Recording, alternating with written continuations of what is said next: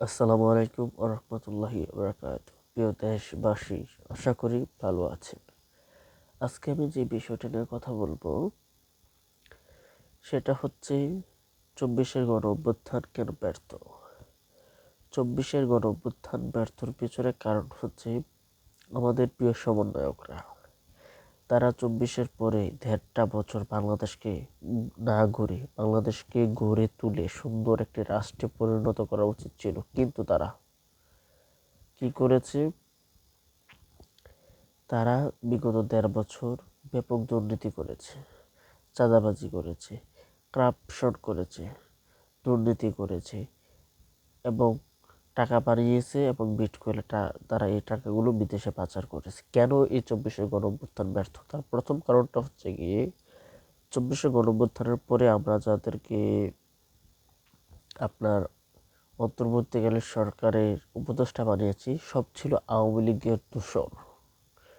আসিফ নজরুল, তারপরে আরও কয়েকজন উপদেষ্টা ছিল তারা আওয়ামী লীগের দোসর ছিল।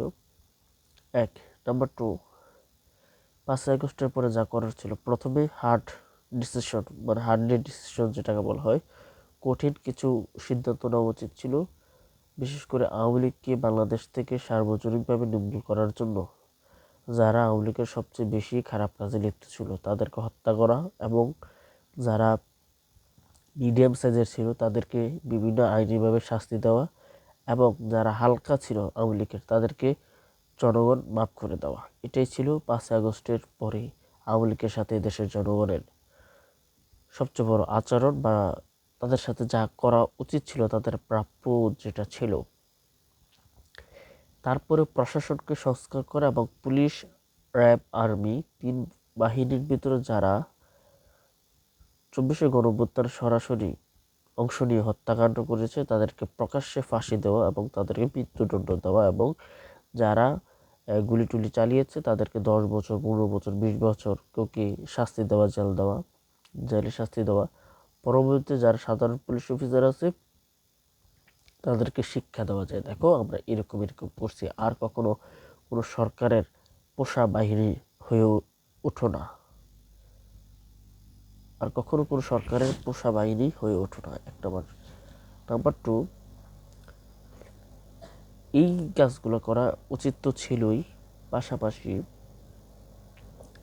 আপনার যে কাজগুলো করা উচিত ছিল সমন্বয়কদের সংবিধানকে সংস্কার করে একটি নতুন সংবিধান আনা, এবং ইসলাম সাথে সাংঘর্ষিক কোনো সংবিধান যেন আমাদের না থাকে, সুন্দর একটা সংবিধান থাকা।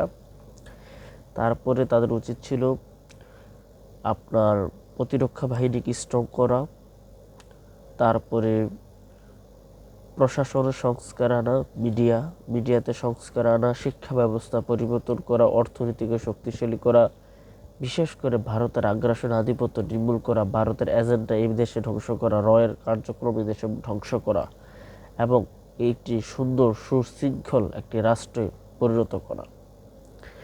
এই কাজগুলো করা উচিত ছিল। এই কাজগুলো না করে তারা ক্রাপশন, আর উপদেষ্টা যারা ছিল সব ছিল আওয়ামী লীগের দালাল এবং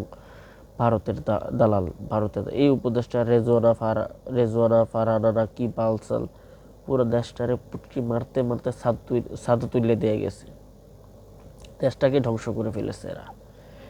যারা ২৪-এর গণ অভ্যুত্থানের ছাত্র জনতার নায়ক ছিল, আসিফ মাহমুদ সজীব ভুঁইয়া, তারপরে নাহিদ ইসলাম, হাসনাত আবদুল্লাহ, এরা ওনাদেরও একটা বড় অংশ কারাপশন করেছে। তো এই কারাপশনের কারণে তারাও পস্তাবে একদিন।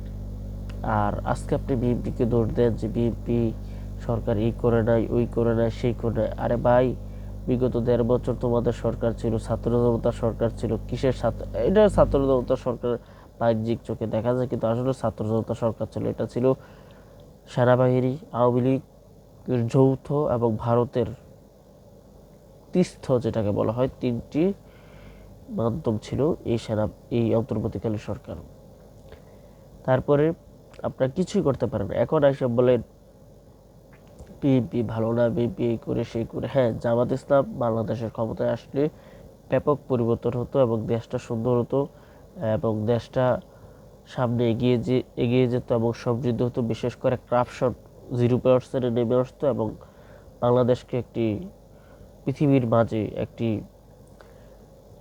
সামরিক প্লাস অর্থনৈতিক প্লাস আদর্শ একটি রাষ্ট্র হিসেবে পৃথিবীতে গড়ে উঠত যদি জামাত ইসলাম ক্ষমতায় যেত। এখন বিএনপি গেছে, বিএনপি একটি বড় রাজনৈতিক দল, তার ক্ষমতায় যাওয়াটা স্বাভাবিক। হয়তো এখানে জামাত ইসলাম আরও সিট পেত, এটা তাদের যারা আমির জামাত রয়েছে তাদের ভুল ত্রুটির কারণে এবং তাদের সরল মন যেটাকে বলা, এটার কারণে হয়তো কিছুটা বাজে হয়েছে, খুবই ধারণার বাইরে চলে গেছে, এটা খুবই বেশি বাজে হয়ে গেছে।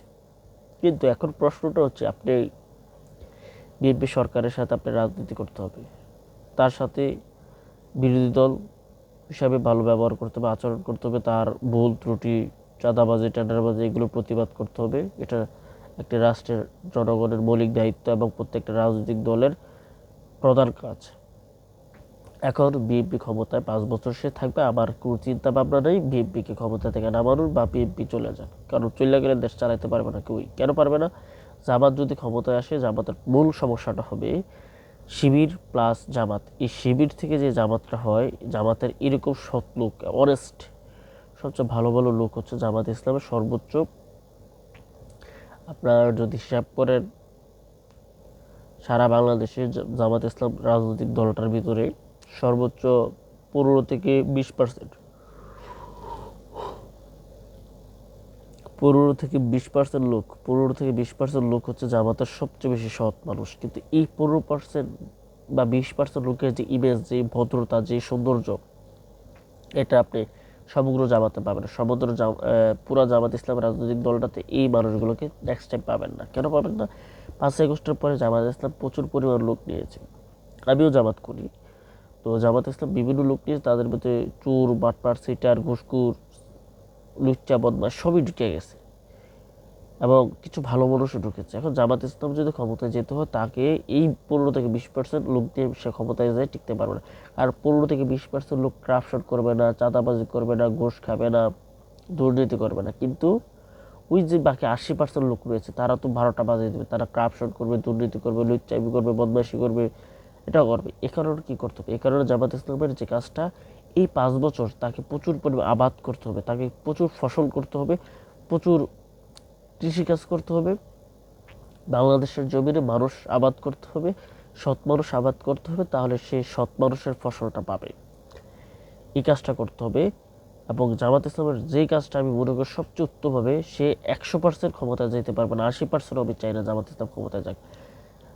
আমি চাই জামাত ইসলাম 55% সিট, মানে 55% আসনের ক্ষমতায় যাক। কেন?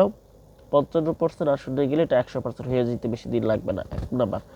2 নাম্বার, জামাতের এই 5 বছর আবাদ করতে হবে। 3 নাম্বার হচ্ছে জামাত ইসলামের যে লোক রয়েছে, তাদের একটা বড় অংশ কবি মাদ্রাসায় রয়েছে।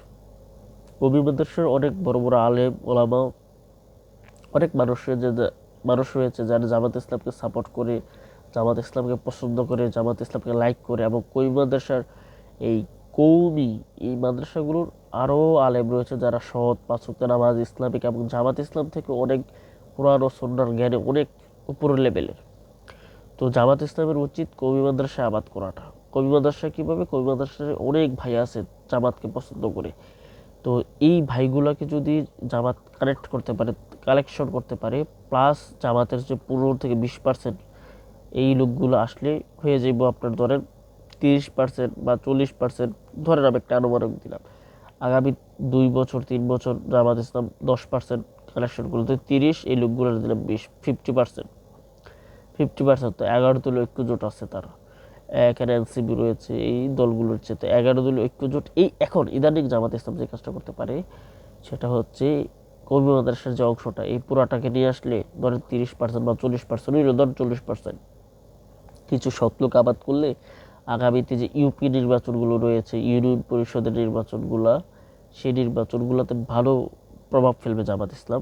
আমার কথা হচ্ছে 100% যাওয়ার, 40% যাও, 40%, 30% ভোট যদি ইউপি নির্বাচনগুলো সারা বাংলাদেশে 30 থেকে 40% পাস করে এনাফ, তারা যদি 30-40% সৎ কাজ করে মানুষ দেখবে, উপকৃত হবে, তখন সারা দেশে, জাতি, সারা দুনিয়া জানতে পারবে জামাত কাজ করে, জামাত খুবই ভালো, তখন আরও প্রপারলি জামাতের এগিয়ে যাওয়াটা আরও সহজ হবে।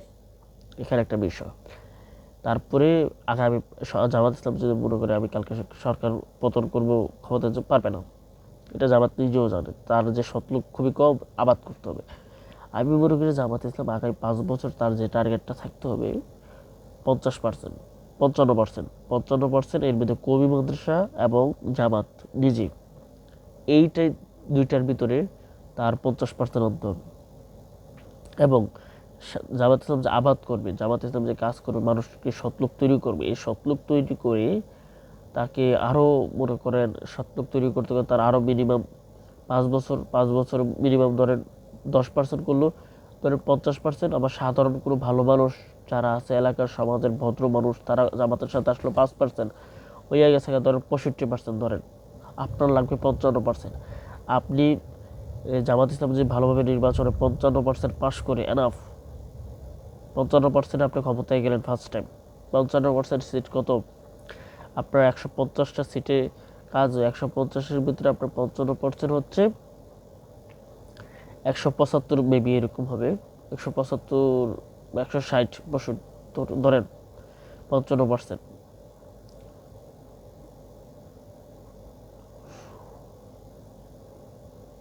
কারণ এরকমই হবে মেবি 130, 40, 50। আমার কথা হচ্ছে জামাত ইসলাম যদি বাংলাদেশে 150টা সিটও পায়, 150টা হবে বা এরকম হবে, 150টা সিট পেয়ে ক্ষমতা যায়, সে এর পর নেক্সট টাইম আরও ভালো করবে। তখন জামাত আস্তে আস্তে যাবে। আর এখন যদি মনে করেন জামাত ইসলাম ক্ষমতায় আসবে, তার সৎলোকের অভাব, ক্ষমতায় আসলে আকাম কুকাম শুরু হয়ে যাবে, তার যে দলের 80% লোকই করাপ্টেড আমি মনে করি। কারণ যারা জামাতের শিবিরের সবগুলো কোর্স কমপ্লিট করে জামাতে ঢুকে, ওই লোকগুলোই সৎ, বাইরেগুলো খারাপ আমি মনে করি। সাধারণ বিএনপির মতো, বিএনপিতে চাঁদাবাজ, টেন্ডারবাজ, চোর বাটপার বদমাস যেমন আছে, জামাতও এরকম চোর বাটপার বদমাস পাবেন, সোজা কথা। তো এই কাজটা তার করতে হবে, এই কাজটা করে তাকে সামনে এগিয়ে যেতে হবে, এটাই আমি মনে করি। তারপরে জামাত ইসলামের পরে বিএনপির যে কাজটা হচ্ছে, বিএনপির এই 5 বছর সুন্দরভাবে দলটাকে পরিচালনা করতে হবে, করাপশন কমিয়ে আনতে হবে, মানুষকে সুন্দরভাবে গড়তে হবে, প্রতিরক্ষাকে স্টক করতে হবে, সংবিধান স্টক করতে হবে, জুলাই সনদ বাস্তবায়ন করতে হবে, যে বিএনপির যতগুলো মন্ত্রী রয়েছে তাদেরকে নাগা টেনে ধরতে হবে, তারা কি কাজ করছে A to Z দেখতে। বিশেষ করে এটার দায়িত্ব তারেক রহমানের। এই 5 বছর বিএনপির দেখতে হবে যে আগামীতে ক্ষমতা থাকবে কিনা, এটা বিএনপির দেখতে হবে। এবং এই 5 বছরে জনগণ বুঝতে পারবে বিএনপি কি কি করতে পারে।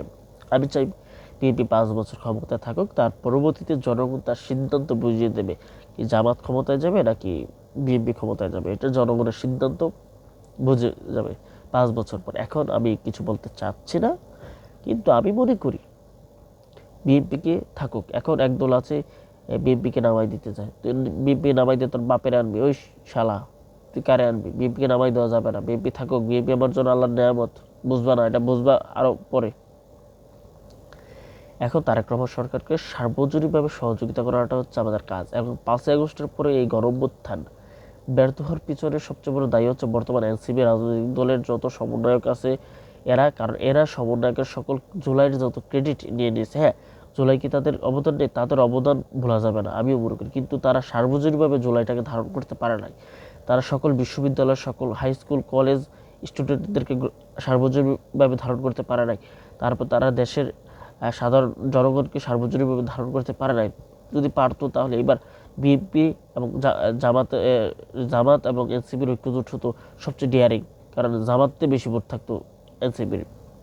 তারা এখানে অনেক ভুল ত্রুটি করেছে। তারা এই বিগত 1.5 বছর করাপশন 0% করে নাই, সংবিধান সংস্কার করে নাই, প্রশাসন সংস্কার করে নাই, মিডিয়া সংস্কার করে নাই, তারপর নির্বাচন কমিশন সংস্কার করে নাই।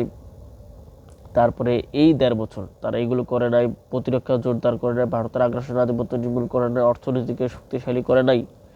তারপরে এই কাজগুলো যে করে নাই এটার দায় তাদের। এবং বাংলাদেশে কোনো ডেভেলপও করে নাই 1.5 বছর। তো এই কাজগুলোর দায় তাদের আমি মনে করি। এই কারণে তারা, এবং এনসিপি যদি আগামীতে মাইর খায় এবং এনসিপিতে খুব ভয়ঙ্কর খারাপ ঘটনা ঘটে, এর জন্য আমি কাউকে দোষ দেবো না যে কেন হলো। কারণ এটা তাদের প্রায়শ্চিত, তাদের পাপের প্রায়শ্চিত হতে হবে। কারণ তারা জুলাইটাকে বিক্রি করে দিচ্ছে।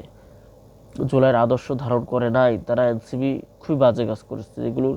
কারণ আমরা যারা ছোটোখাটো সমন্বয় রয়েছে আমরা এখন কিছু না, আমরা জামাতও সাপোর্ট করি, আবার বিএনপিও সাপোর্ট করি। কেন? বিএনপি ক্ষমতাশীল দল, সেও দেশের জনগণ, জামাত এই দেশের জনগণ, এই দেশের বিরোধী দল কোথায় যায়? তুলনামূলকভাবে জামাতের জনপ্রিয়তা অনেক বেশি তরুণ তরুণ সমাজের ভিতরে, এবং জামাতের যারা রয়েছে তারা খুব সৎ এবং তাদের খারাপ কাজের রেকর্ড খুবই কম, এটার জন্য জামাত বেস্ট। কিন্তু বিএনপি একটা বড় রাজনৈতিক দল, তাকে আমাকে মাথায় রাখতে হবে, তাকে নিয়ে কাজ করতে হবে, সামনে এগিয়ে যেতে হবে, বিএনপিকে আমরা গ্রহণ করতে হবে। কারণ তারেক রহমান সে বিএনপির কোনো নেতা নয়, সে সারা বাংলাদেশের প্রাইম মিনিস্টার, সে জামাতের প্রাইম মিনিস্টার, সে হেফাজতের প্রাইম মিনিস্টার, এনসিপির প্রাইম মিনিস্টার, বিএনপির প্রাইম মিনিস্টার, সে সাধারণ জনগণের প্রাইম মিনিস্টার, আমার প্রাইম মিনিস্টার তারেক রহমান। এখানে আমাদের তারেক রহমানকে নিয়ে কোনো প্রশ্ন নেই। আমি ব্যক্তিগতভাবে তারেক রহমানের কাজকর্ম এগুলো বেশি পছন্দ করি এবং তারেক রহমানকে বেশি পছন্দ করি। কিন্তু সাম্প্রতিক সময় রাশেদ খানের মতো এত চাপাবাজ ফালতু লোক তারেক রহমানের আশেপাশে ঢোকাটা আমি পছন্দ করি না, এবং এটার কারণে একটু আমি কষ্ট পেয়েছি, সোজা কথা। তার মতো রাশেদ খানের চেয়ে বেশি রাজনীতি, অ্যানালাইস, ওয়ার্ল্ড পলিটিক্স, এই জিনিসগুলো আমি সবচেয়ে ভালো বুঝি। আর রাশেদ খানকে কিন্তু আমরা গড়ার কোনো সময় নেই।